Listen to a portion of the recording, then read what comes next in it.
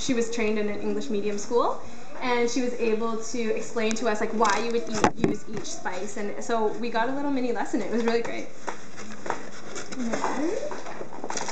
So next in Jodhpur, we went to this little place called Pushkar, and it's a really small town, and I guess what we got from it was that most people go there to relax. They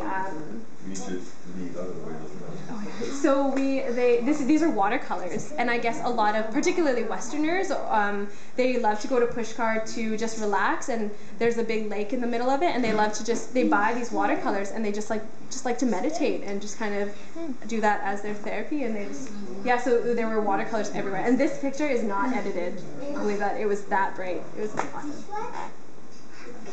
So that is Pushkar in the distance. It's a little bit foggy, but we read in our Lonely Planet, which was honestly our Bible the whole time. Like we couldn't have done it without the Lonely Planet guide. We read that, you know, if you go up there's this hill that you can climb in the morning and catch the sunrise. And so, you know, we thought, hey, sure, let's try it. So we got up super early, trekked across, and it was a mini version, India's version of the Grouse Grind.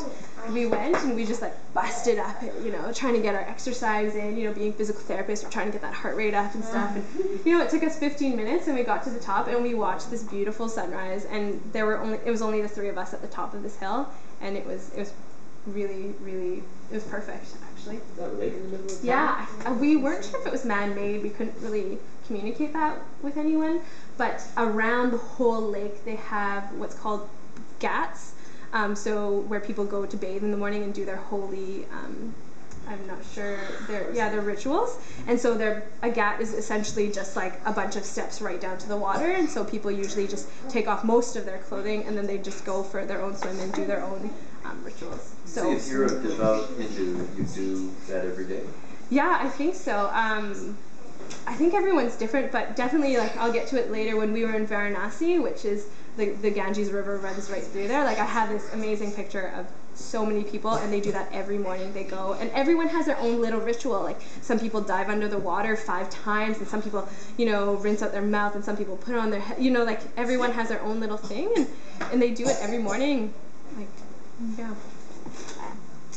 So then from Pushkar we went to this really in the jungle called Ranthambore, and the biggest highlight there is we went on a safari, and it was like, this is what you do when you go to Ranthambore, is you go on a safari. So we thought, hey, sure, let's go. So we got up at 4:30 in the morning because we heard that we had to stand in these lineups, and so we go to the safari office at 5 a.m. You know, there are a couple other Westerners there, so the 6 of us are like kind of standing in line. And then there's a few locals, you know, hanging around. And as soon as the gate opened, I totally realized that we weren't in Canada, where everyone queues nicely, and you know, it was this, like, I found myself sprinting, and I didn't know why, because like, everyone around me was sprinting towards the office. There were gates, and then the office was a little in the distance, and everyone around me started running, so I just started running too, and then, you know, there was a lot of pushing and shoving and trying to get to the front, and I just thought, oh gosh, that's the one thing right away I missed, is like the orderly lines. What's the temperature there? It was colder than I thought. I guess I was a little bit naive. I thought, hey, India, it'll be warm. But northern India is probably, you know, not much farther south than Vancouver, if any. And so I had maybe 6 layers of clothes on there. In the morning, I would say